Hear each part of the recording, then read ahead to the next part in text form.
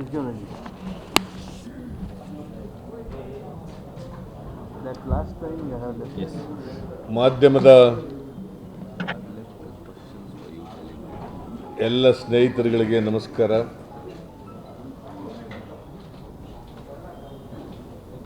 ಈಗಾಗಲೇ D K Shivakumar ಅವರು ಕೂತ್ಕೊಳ್ಳಪ್ಪ,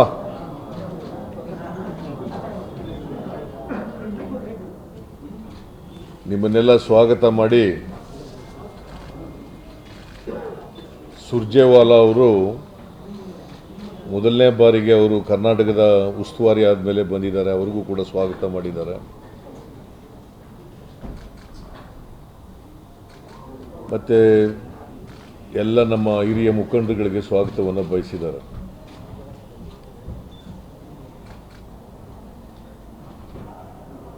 D K Shivakumar ಅವರು he also spoke in English. Of course, Surjewala will speak in English. Therefore, I speak only in Kannada. Don't ask me to speak again in English.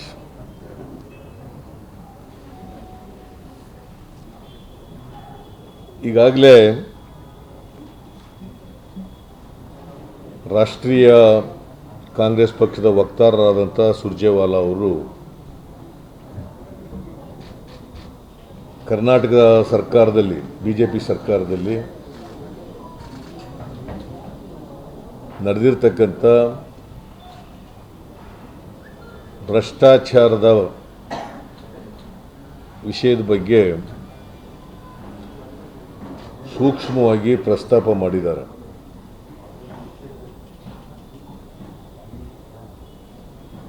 ನಿಮಗೂ ಎಲ್ಲ ಕೂಡ ಗೊತ್ತಿದೆ. ಇದು ಒಂದು electronic media ಚಾನೆಲ್ನಲ್ಲಿ ಪ್ರಸ್ತಾಪ ಆಗಿತ್ತು.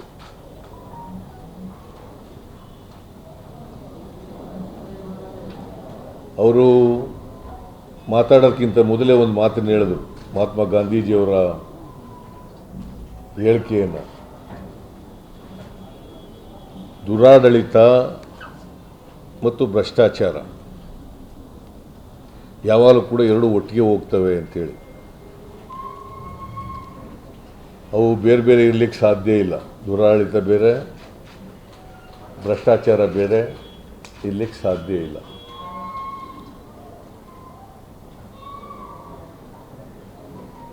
ಶ್ರೀಮಾನ್ ಯಡಿಯೂರಪ್ಪನವ್ರ ಸರ್ಕಾರ ಅಧಿಕಾರಕ್ಕೆ ಬಂದು ಸುಮಾರು 1 ವರ್ಷ 3 ತಿಂಗಳಾಗ್ತಾ ಬಂದಿದೆ. ಅವರು ಮೇ 26, 2019 ಮುಖ್ಯಮಂತ್ರಿ ಆದರು.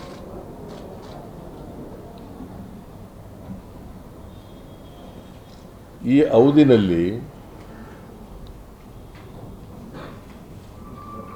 ದುರಾಡಳಿತ ಮತ್ತು ಭ್ರಷ್ಟಾಚಾರ ನಿರಂತರವಾಗಿ ಇವರು ಸರ್ಕಾರದಲ್ಲಿ ನಡೀತಾ ಇದೆ. ನಾನು ಮತ್ತು ಶಿವಕುಮಾರ್ ಅನೇಕ ಸಂದರ್ಭಗಳಲ್ಲಿ ಅವರ ಭ್ರಷ್ಟಾಚಾರವನ್ನು ಪ್ರಸ್ತಾಪ ಮಾಡಿದ್ದೀವಿ, ಅವರ ದುರಾಡಳಿತವನ್ನು ಪ್ರಸ್ತಾಪ ಮಾಡಿದ್ದೀವಿ. ಅವರ ಕುಟುಂಬ ವರ್ಗದವರ ಈ ಭ್ರಷ್ಟಾಚಾರದಲ್ಲಿ ಏನು ಶಾಮೀಲಾಗಿದ್ದಾರೆ ಆ ವಿಷಯಗಳನ್ನು ಕೂಡ ಪ್ರಸ್ತಾಪ ಮಾಡಿದ್ದೀವಿ. ನಾನು ಅನೇಕ ಸಾರಿ ಹೇಳಿದ್ದೇನೆ, there are 2 chief ministers in the state ಅಂತೇಳಿ.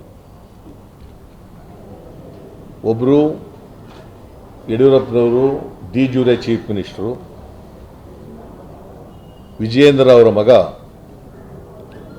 ಡಿಫ್ಯಾಕ್ಟೋ ಚೀಫ್ ಮಿನಿಸ್ಟರ್ ಅಂತೇಳಿ ಪ್ರಸ್ತಾಪ ಮಾಡಿದ್ದೀನಿ ಅನೇಕ ಸಾರಿ.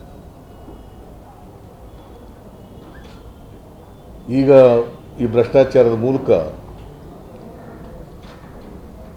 ಅದು ಸಾಬೀತಾಗಿದೆ ಅಂತೇಳಿ ನಾನು ಭಾವಿಸ್ಕೊಂಡಿದ್ದೇನೆ.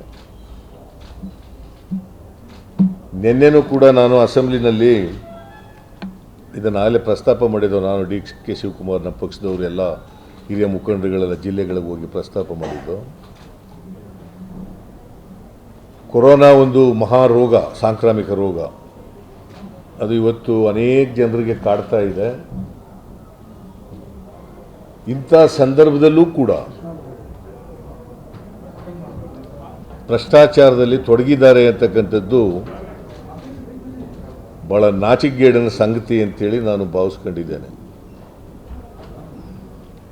ಈ ರಾಜ್ಯದ ಜನರಿಗೆ ಮಾಡ್ತಕ್ಕಂಥ ದೊಡ್ಡ ದ್ರೋಹ ಅಂತೇಳಿ ನಾನು ಭಾವಿಸ್ಕೊಂಡಿದ್ದೇನೆ. ಯಡಿಯೂರಪ್ಪನವರು ಜನರ ಆಶೀರ್ವಾದ ಪಡೆದೇನು ಅಧಿಕಾರಕ್ಕೆ ಬಂದಿರಲಿಲ್ಲ. Can you follow a little Kannada? Sir, I understand the spirit of everything you say. Okay. Thank you. Ji.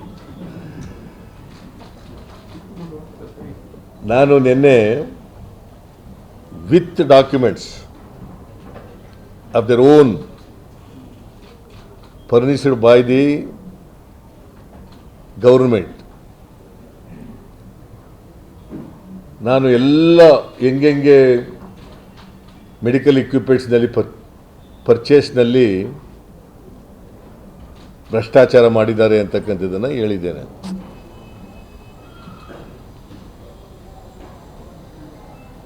ನಾನು ಅದನ್ನು ಮತ್ತೆ ರಿಪೀಟ್ ಮಾಡೋಕ್ಕೆ ಹೋಗಲ್ಲ, ನೀವೆಲ್ಲ ಅದನ್ನು ನೋಡಿದ್ದೀರಿ. ಆದರೆ ಅವ್ರು ಏನು ಹೇಳ್ತಾರೆ ಅಂದರೆ ರೇಟ್ನಲ್ಲಿ ವೇರಿಯೇಷನ್ ಇದೆ. ರೇಟ್ನಲ್ಲಿ ವೇರಿಯೇಷನ್ನು 5% 10% ಇದ್ದರೆ okay. 300 times 400 times 500 times 700 times variation ಇರಲಿಕ್ಕೆ ಸಾಧ್ಯನೇ ಇಲ್ಲ, unless there is a corruption, unless there is a misappropriation. They always claim that their government is transparent and corrupt-free government.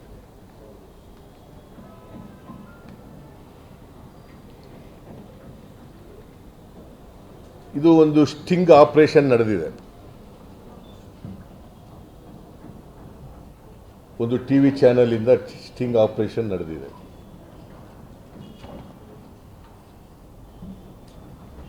ಅದರಲ್ಲಿ ಯಡಿಯೂರಪ್ಪನವರ ಮಗ, ಯಡಿಯೂರಪ್ಪನವರ ಮೊಮ್ಮಗ, ಯಡಿಯೂರಪ್ಪನವರ ಅಳಿಯ, ಯಡಿಯೂರಪ್ಪನವ್ರ ಮಗ ನಿಮಗೆಲ್ಲ ಗೊತ್ತಿದೆ ವಿಜಯೇಂದ್ರ, ಯಡಿಯೂರಪ್ಪನವ್ರ ಮೊಮ್ಮಗ ಶಶಿಧರ ಮರಡಿ, ಯಡಿಯೂರಪ್ಪನ ಅಳಿಯ ವಿರೂಪಾಕ್ಷಪ್ಪ ಮರಡಿ, ಯಮಕನ ಮರಡಿ, ಈಸ್ ಫ್ರಮ್ ಹುಬ್ಬಳ್ಳಿ.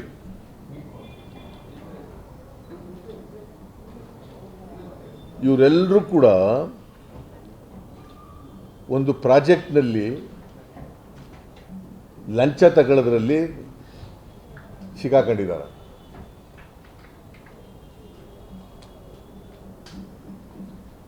ನಿಮಗೆ ಸ್ವಲ್ಪ ಬ್ಯಾಕ್ಗ್ರೌಂಡ್ ಹೇಳಬೇಕು ಅಂತಂದರೆ 2017 11/10/2017 ಒಂದು ಟೆಂಡರ್ ಫ್ಲೋಟ್ ಆಗುತ್ತೆ BDAಯಿಂದ.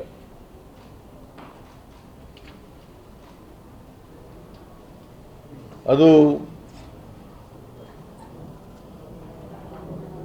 576 ಕೋಟಿ ರೂಪಾಯಿನ ಪ್ರಾಜೆಕ್ಟು.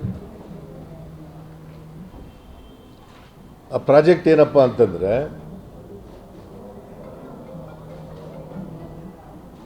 Housing project. ಅದು ಆ ಹೌಸಿಂಗ್ ಪ್ರಾಜೆಕ್ಟು ಟೆಂಡ್ರು ಫ್ಲೋಟ್ ಆದಮೇಲೆ ಇಬ್ಬರು ಬಿಡ್ದಾರರು ಪಾರ್ಟಿಸಿಪೇಟ್ ಮಾಡ್ತಾರೆ.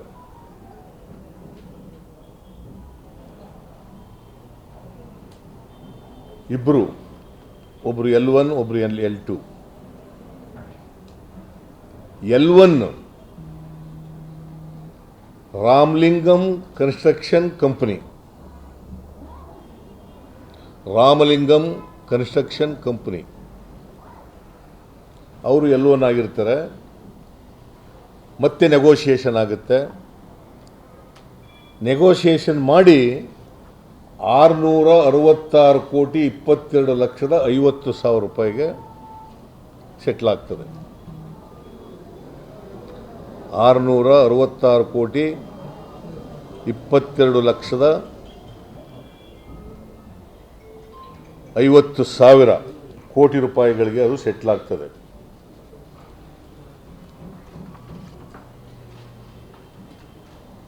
ಆಮೇಲೆ ಅರ್ನೆಟ್ ಡಿಪಾಸಿಟ್ ಮಾಡಬೇಕಲ್ಲ, 33 ಕೋಟಿ 331 ಲಕ್ಷ 50,000 ರೂಪಾಯಿಗೆ ಇದಾಗುತ್ತೆ, ಡಿಪಾಸಿಟು ಕೂಡ ಆಗುತ್ತೆ. ಬಟ್ ಇದೆಲ್ಲ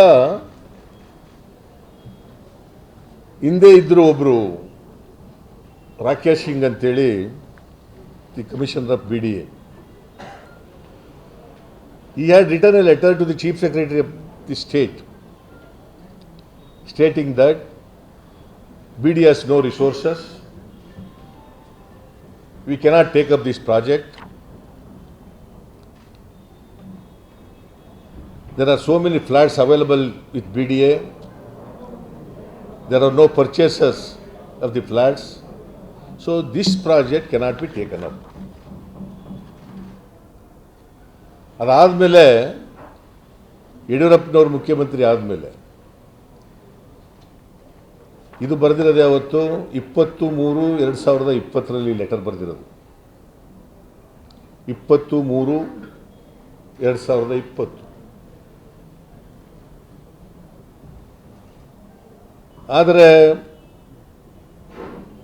ಟೆಂಡರು ಅಕ್ಸೆಪ್ಟ್ ಆಗಿರೋದು 22/6/2019.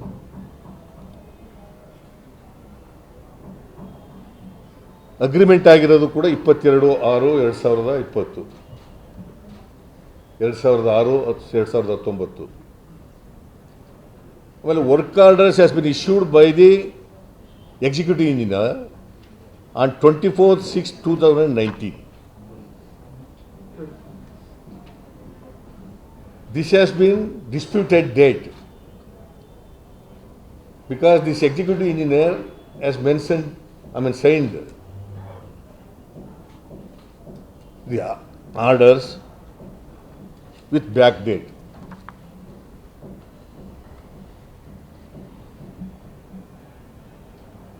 By that time, Yediyurappa became the chief minister because May chief minister ಆಗಿದ್ದಾರೆ.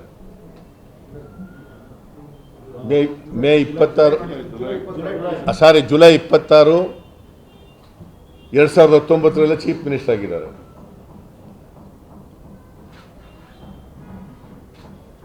ಇವರು ಅಧಿಕಾರಕ್ಕೆ ಬಂದ ಮೇಲೆ ಆರ್ಡರ್ಸ್ ಇಶ್ಯೂ ಆಗಿರೋದು. That is my information.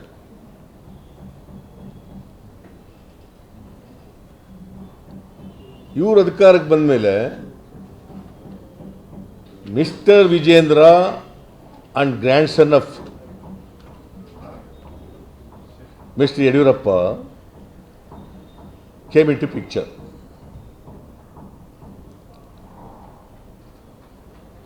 ಅಷ್ಟೊತ್ತಿಗೆ ಪ್ರಕಾಶ್ ಅವರು ಕಾರ್ಪೊರೇಷನ್ BDA ಕಮಿಷನರ್ ಆಗಿರ್ತಾರೆ. ವಿಜೇಂದ್ರ ಏನು ಮಾಡ್ತಾರೆ, ಈ ಪ್ರಾಜೆಕ್ಟಿನ ಕೆಲಸ ನಿಲ್ಲಿಸ್ಬಿಡಬೇಕು, ಮತ್ತು ಈ demanded 12 crores from Ramalingam construction company. ಇವರು ವಿಜೇಂದ್ರ ಇನ್ಸ್ಟ್ರಕ್ಷನ್ ಕೊಡ್ತಾರೆ ಆ ಕಾಂಟ್ರಾಕ್ಟರ್ಗೆ, ನೋಡಪ್ಪ ಎಂಥವನು ರವಿ ಅನ್ನೋನು ಒಬ್ಬ ಹೋಟೆಲ್ ಮಾಲೀಕ,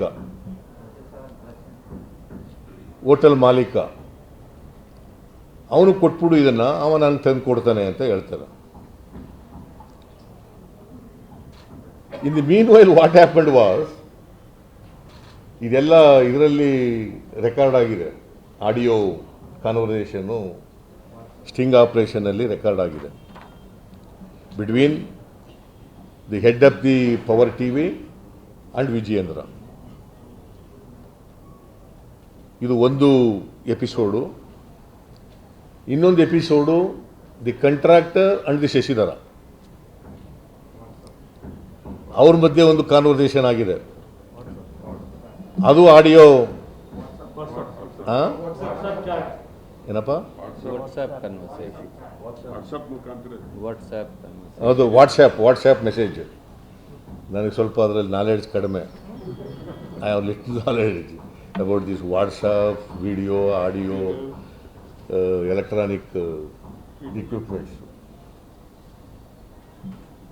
ವಾಟ್ಸಪ್ ಮೆಸೇಜ್ನಲ್ಲಿ ಇವೆಲ್ಲ ಕಾನ್ವರ್ಸೇಷನ್ನಲ್ಲಿ ಆಗಿದೆ. ಅಲ್ಲಿ ನೀವೆಲ್ಲ ನೋಡಬೇಕು, ಬೇಕಾದರೆ ನಿಮಗೆ ಅದನ್ನು ಪ್ಲೇ ಮಾಡಿ ಹೇಳ್ತಾರೆ, ತೋರಿಸ್ತಾರೆ. ಅಲ್ಲಿ ಅಡ್ಮಿಟ್ ಮಾಡ್ಕೋತಾರೆ. ಇವನೇನು ಮಾಡ್ತಾನೆ, ಪ್ರಕಾಶ ಕಮಿಷನರು, ನಾನು ಕೊಡ್ತೀನಿ ವಿಜಯೇಂದ್ರನಿಗೆ ಅಂದ್ಬಿಟ್ಟು ಅವನೇ ಇಸ್ಕೆ ಇಟ್ಕೊಬಿಡ್ತಾನೆ ಕಾಂಟ್ರಾಕ್ಟರ್ ಹತ್ರ. 12 ಕೋಟಿ ರೂಪಾಯಿನ ನಾನು ವಿಜಯೇಂದ್ರನಿಗೆ ತಲುಪಿಸ್ತೀನಿ ಅಂದ್ಬಿಟ್ಟು ಅವನೇ ಇಸ್ಕೆ ಇಟ್ಕೊಬಿಡ್ತಾನೆ. ಅವನಿಗೆ ಕಾಂಟ್ರಾಕ್ಟರು ಹೋಗಿ ನಾನು ಕೊಟ್ಬಿಟ್ಟಿದ್ದೀನಿ ವಿಜಯೇಂದ್ರನಿಗೆ, ಇವನಿಗೆ ರವಿ ಮೂಲಕ ವಿಜಯೇಂದ್ರನಿಗೆ ತಲುಪಿಸಿದ್ದೀನಿ ಅಂತ ಹೇಳ್ತಾನೆ. ಅವನೇ ನನಗೆ ಬಂದೇ ಇಲ್ವಲ್ಲಪ್ಪ ಅಂತ ಹೇಳ್ತಾನೆ ಕಾಂಟ್ರಾಕ್ಟರ್ಗೆ. ಇಲ್ಲ ಇವನು ಈಸ್ಕೊಂಡ, ಯಾರು ಪ್ರಕಾಶ್ ಕಮಿಷನರ್ ಈಸ್ಕೊಂಡಿದ್ದಾರೆ, ನಿಮ್ಗೆ ಕೊಡ್ತೀನಿ ಅಂತ. ಅವನು ನನಗೆ ಕೊಟ್ಟೇ ಇಲ್ಲ ಬಡ್ಡಿ ಮಗ ಅಂತ ಈ ಪದ ಉಪಯೋಗಿಸ್ತಾರೆ. ನನಗೆ ಕೊಟ್ಟೇ ಇಲ್ಲ. So admittedly is aware that one Prakash, he was a commissioner of BDA. He received bribe amount of rupees 12 crores, and it is in the knowledge of Mr. Vijayendra. He is aware of it. He admitted it. ಇವರು ನಿಜವಾಗಿ ಪ್ರಾಮಾಣಿಕರಾಗಿದ್ದರೆ ಆ ಅಧಿಕಾರಿ ಮೇಲೆ ಕ್ರಮ ತಗೋಬೇಕಾಗಿತ್ತು, contractor ಮೇಲೆ ತಗೋಬೇಕಾಗಿತ್ತು.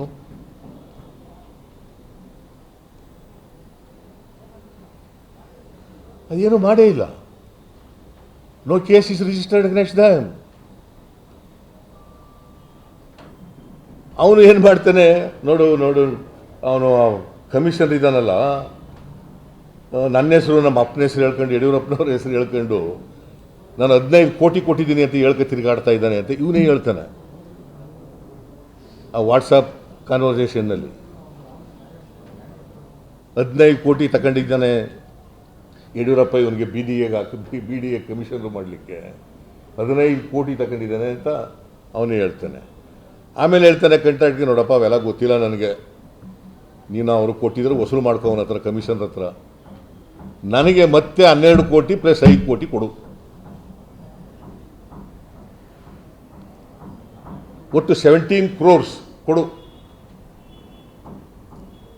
ಅದನ್ನು ಶಶಿಧರ ಮರಡಿಕಲ್ ಕೊಟ್ಬಿಡು ಅಂತ ಹೇಳ್ತಾನೆ. ಈ ಸರ್ ರವಿಗೆ ಹೇಳಲ್ಲ, ಶಶಿಧರ ಮರಡಿ ಕೊಟ್ಬಿಡು ಅಂತ ಹೇಳ್ತಾನೆ. ಅವನೇನು ಮಾಡ್ತಾನೆ ಕಾಂಟ್ರಾಕ್ಟ್ರು, ಅವ್ರ ಜೊತೆ ಕಾನ್ವರ್ಸೇಷನ್ ನೋಡಿದ್ರೆ ಟೈಮ್ ಎಲ್ಲ ತಗೊಂಡು ಇನ್ಸ್ಟಾಲ್ಮೆಂಟ್ನಲ್ಲಿ 7,40,00,000 ರೂಪಾಯಿಗಳನ್ನು ಮರಡಿ ಅಕೌಂಟ್ಗೆ, ಶಶಿಧರ ಮರಡಿ ಅಕೌಂಟ್ಗೆ RTGS ಮಾಡ್ತಾರೆ. ಪಾಪ ಯಡಿಯೂರಪ್ಪನಿಗೆ ಬುದ್ಧಿ ಬರಬೇಕಾಗಿತ್ತು, ಬಂದಿಲ್ಲ ಅನ್ನೋ ಕಾಣಿಸುತ್ತೆ. ಹಿಂದೆ ಹೊಸ ಚೆಕ್ ಮೂಲಕ ದುಡ್ಡು ತಗೊಬಿಟ್ಟು ಸಿಕ್ಕಾಕೊಂಡಿದ್ರು. ಈಗ RTGS ಮೂಲಕ ತಗೊಂಡಿದ್ದಾರೆ. ಇವನ ಅಕೌಂಟ್ ನಂಬರ್ ಕೊಟ್ಟಿರ್ತಾನೆ ಶಶಿಧರ ಮರಡಿ. ಅವನು ಕಾಂಟ್ರಾಕ್ಟರು ಅವನ ಅಕೌಂಟಿಗೆ 7,40,00,000, ಐ ರಿಪೀಟ್ 7,40,00,000 RTGS ಮಾಡಿ ಅವನ ಅಕೌಂಟ್ಗೆ ಹಾಕ್ಬಿಡ್ತಾರೆ. ಇದು ಒಂದು.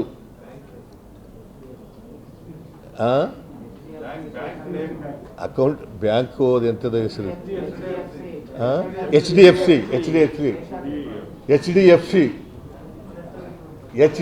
ಬ್ಯಾಂಕ್, ಶೇಷಾದ್ರಿಪುರಂ. ಓಕೆ.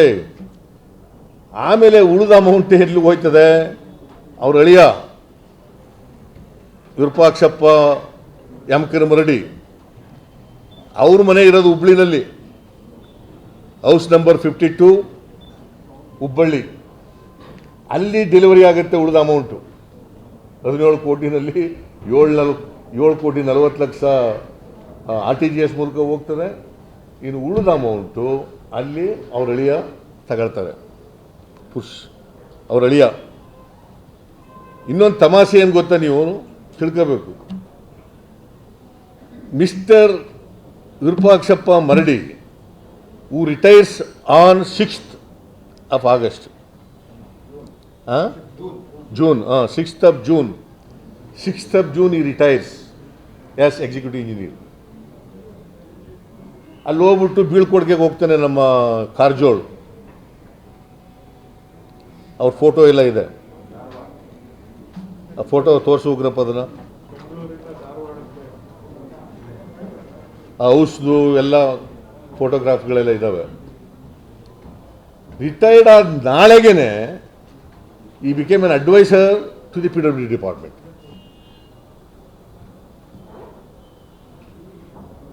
ಇವತ್ತು ರಿಟೈರ್ ಆಯ್ತಾನೆ 6ನೇ ತಾರೀಕು ಜೂನ್ನಲ್ಲಿ. 7ಕ್ಕೇನೆ ಈ ಬಿಕೇಮ್ ಎನ್ ಅಡ್ವೈಸರ್. ಅಡಿ ಇವರು ಫೋಟೋಗಳು.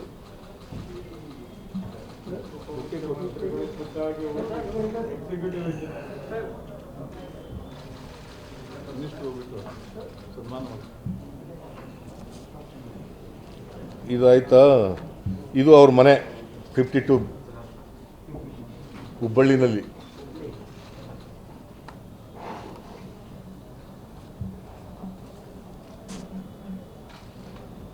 ಸೊ ಕಾರಜೋಳ್ ಅವ್ರಿಗೆ ಈಗ ಅಡ್ವೈಸರ್ ಅವ. ಯಾರು? Son in law of mister Yediyurappa, who is retired as executive engineer. ಅವನು ಉಳಿದ ದುಡ್ಡೆಲ್ಲ ಅಲ್ಲಿ ತಕ್ಕತಾನೆ ಮನೆಯಲ್ಲಿ. ಈ ದುಡ್ಡು ಬಂತಲ್ಲ, ಏನು ಮಾಡ್ತಾರೆ, ಅದನ್ನು ವೈಟ್ ಮನಿ ಮಾಡ್ಕೋಬೇಕಲ್ಲ. ಅದಕ್ಕೆ ಕಲ್ಕತ್ತಾ ಕಂಪ್ನಿಗಳು 7 ಶೆಲ್ ಕಂಪ್ನಿಗಳಿಗೆ ಅಲ್ಲಿಗೆ ಟ್ರಾನ್ಸ್ಫರ್ ಮಾಡ್ತಾರೆ ಈ ದುಡ್ಡನ್ನು. ಅವರು ಆ 7 ಕಂಪ್ನಿಗಳು ಹೆಸರುಗಳು ಬೇಕಾದ್ರೆ ಕೊಡ್ತೀನಿ ನಾನು ನಿಮಗೆ. In order to convert this black money, the amount was transferred to 7 shell companies based at Kolkata. ಅವು ಯಾವ್ಯಾವಪ್ಪ ಅಂತಂದರೆ ಗನ್ನಾಯಿಕ್ ಕಮೋಡಿಟೀಸ್, ಶಾಕಂಬರಿ ಮರ್ಚೆಂಟ್ಸ್, ನವಾಟೆಕ್ ಕ್ರಿಯೇಷನ್ಸ್ ಪ್ರೈವೇಟ್ ಲಿಮಿಟೆಡ್, ರಮೇಕ್ ಡಿಸ್ಟ್ರಿಬ್ಯೂಟರ್ಸ್ ಪ್ರೈವೇಟ್ ಲಿಮಿಟೆಡ್, ರಾಜಗ್ರಹಣ majors sales private limited and Jagadamba ಕೋಮೋ sales limited, strategy win com private limited. ಈ ಕಂಪ್ನಿಗಳಿಗೆ ಅಲ್ಲಿ ಹೋಗ್ತವೆ. ಈ ದುಡ್ಡೆಲ್ಲ ಅಲ್ಲಿಗೆ ಮಾಡಿ ವೈಟ್ ಮಾಡೋಕ್ಕೆ ಅಲ್ಲಿ ಕಳಿಸ್ತಾರೆ. ಇಂಟರ್ನ್ ಈ 7 ಕಂಪ್ನಿಗಳು ಏನು ಮಾಡ್ತವೆ ಗೊತ್ತಾ? Later these companies transferred the amount through corporation bank to Belgravia enterprises private limited. Belgravia enterprises private limited. ಅದಷ್ಟಕ್ಕೆ ನಿಲ್ಲಲ್ಲ. ಈ ಬೆಲ್ಗ್ರೇವಿಯಾ ಕಂಪ್ನಿ ಯಾರ್ದು ಗೊತ್ತಾ? ಇದು ಯಡಿಯೂರಪ್ಪನವರ ಕುಟುಂಬಕ್ಕೆ ಸೇರಿದಂಥ ಕಂಪ್ನಿ. ಇವರೇನು ಮಾಡ್ತಾರೆ, the Belgravia in turn transferred the amount to VSS estates private limited. VSS estates private limited. ನನಗೆ ಇರೋ ಮಾಹಿತಿ ಪ್ರಕಾರ VSS ಅಂದರೆ ವಿಜಯೇಂದ್ರ, ಆಮೇಲೆ ಇವನು ಅಂತ ಶಶಿಧರ, ಅದು ಯಾವನ ಇನ್ನೊಂದು ಹೆಸರೇನ ಉಗ್ರಪ್ಪ, ಸಂತೋಷ, ಸಂಜಯ್ ನನಗಿರೋ information. I may be right or may be wrong. VSS ಅಂದರೆ Vijayendra, Shashidhara, Sanjay estates private limited. ಮತ್ತೆ ಅಲ್ಲಿಂದ ಟ್ರಾನ್ಸ್ಫರ್ ಆಗುತ್ತೆ ಎಲ್ಲಿಗೆ ಅಂತಂದರೆ VSS works lip, VSS works lip ಅಂತ ಇನ್ನೊಂದು ಕಂಪ್ನಿಗೆ ಹೋಗುತ್ತೆ. These two companies also belong to mister Yediyurappa's family. Then this lip entity has deposited 1 crore each, 5 fixed deposits ಮಾಡ್ತಾರೆ. VSS lip company deposited in 5 accounts 1 crore each. ನನ್ನ ಪ್ರಕಾರ this amounts to Hawala. This amounts to Hawala. Money laundering. It's a violation of the Corruption Act. Section 7 of the Corruption Act ಇದೆಯಲ್ಲ, Prevention of Corruption Act ಇದೆಯಲ್ಲ, ಅದರ ಉಲ್ಲಂಘನೆ ಆಗ್ತದೆ. And there is a criminal conspiracy also. It attracts Section 120B of the Indian Penal Code.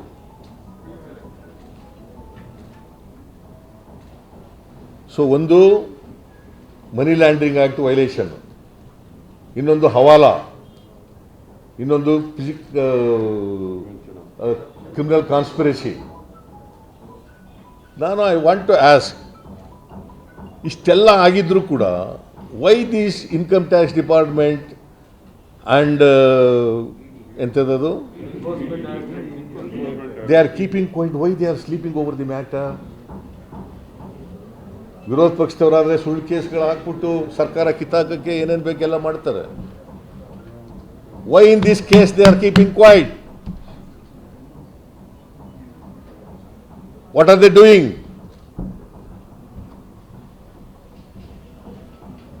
ನಮ್ಮ ACB ಏನು ಮಾಡ್ತಾ ಇದೆ? So these are the facts. ಇದು ನಾನು ಹುಟ್ಟಿಸ್ಕೊಂಡು ಹೇಳಿರೋದಲ್ಲ, ಅಥವಾ ನಮ್ಮ ಪಾರ್ಟಿ ಹುಟ್ಟಿಸ್ಕೊಂಡು ಹೇಳಿರೋದಲ್ಲ. ಇವೆಲ್ಲ 2 ಸ್ಟಿಂಗ್ ಆಪರೇಷನ್ನಲ್ಲಿ ಆಗಿರ್ತಕ್ಕಂಥ ಆ್ಯಪ್ ಮೆಸೇಜಸ್ ಕಾನ್ವರ್ಸೇಷನ್ ಆಗಿದೆಯಲ್ಲ, ಅದರಲ್ಲಿ ಬಂದಿರತಕ್ಕಂಥವು ಇವೆಲ್ಲ. ಸೊ ಮೇಲ್ನೋಟಕ್ಕೆ there is a prima facie corruption charges against Yediyurappa and his family members.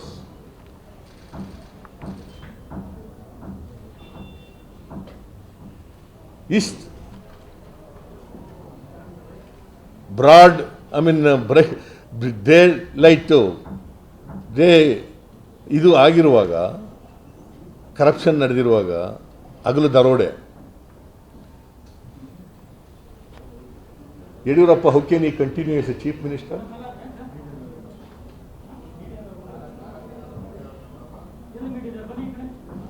He should not continue, because evidence ಅನ್ನು ಟ್ಯಾಂಪರ್ ಮಾಡಿಬಿಡ್ತಾರೆ. ದಾಖಲಾತಿಗಳನ್ನೆಲ್ಲ ಮುಚ್ಚಾಕ್ಬಿಡ್ತಾರೆ. ಅದರಿಂದ ಈ ಶುಡ್ ರಿಸೈನ್, ಇಮಿಡಿಯೇಟ್ಲಿ ಈ should resign. And criminal case should be registered against the persons who are all involved in this scandal, and they should be arrested.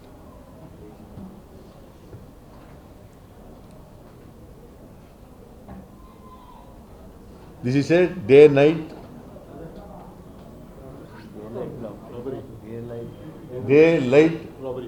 robbery. Daylight robbery.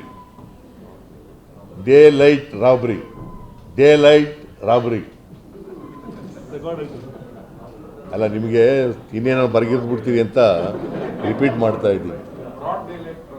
Daylight library. Faculty. So ನಾನು ಪಕ್ಷದ ಪರವಾಗಿ ಒತ್ತಾಯ ಮಾಡ್ತೇನೆ, ನಾನು ಕೂಡ ಒತ್ತಾಯ ಮಾಡ್ತೇನೆ. Mister Yediyurappa should resign. ಬಂಡತನದಿಂದ ರಿಸೈನ್ ಮಾಡದೆ ಹೋದರೆ ಈ should be shocked. Has no right to continue as a chief minister.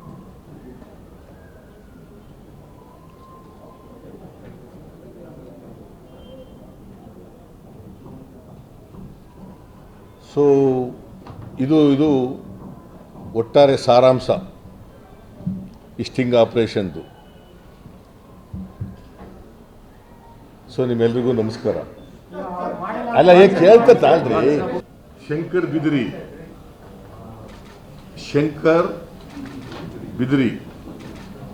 who is a former DG of Karnataka. He tweeted,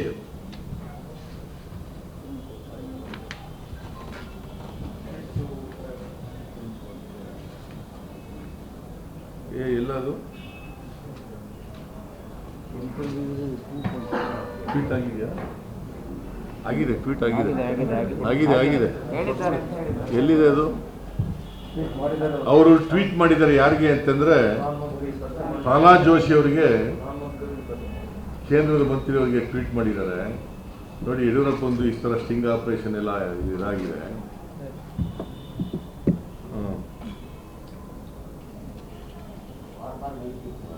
dear sir, we are tolerating worst type of corruption.